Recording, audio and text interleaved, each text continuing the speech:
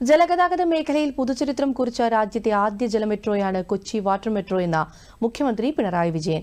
സുസ്ഥിര ജലഗതാഗത രംഗത്ത് രാജ്യത്തിനു മാതൃകയാണ് പരിസ്ഥിതി സൗഹൃദമായ ഈ പദ്ധതിയെന്നും അദ്ദേഹം നിയമസഭയിൽ പറഞ്ഞു.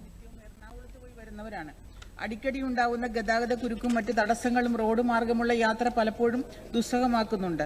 പ്രകൃതി രമണീയമായ വേമ്പനാട് കായൽ അതിർവരമ്പ് തീർക്കുന്ന അരൂർ മണ്ഡലത്തിലേക്ക് കൊച്ചി വാട്ടർ മെട്രോ നീട്ടിയാൽ ഇവിടുത്തെ ജനങ്ങളുടെ യാത്രാക്ലേശത്തിന് വലിയൊരളവ് വരെ പരിഹാരമാവും സാർ.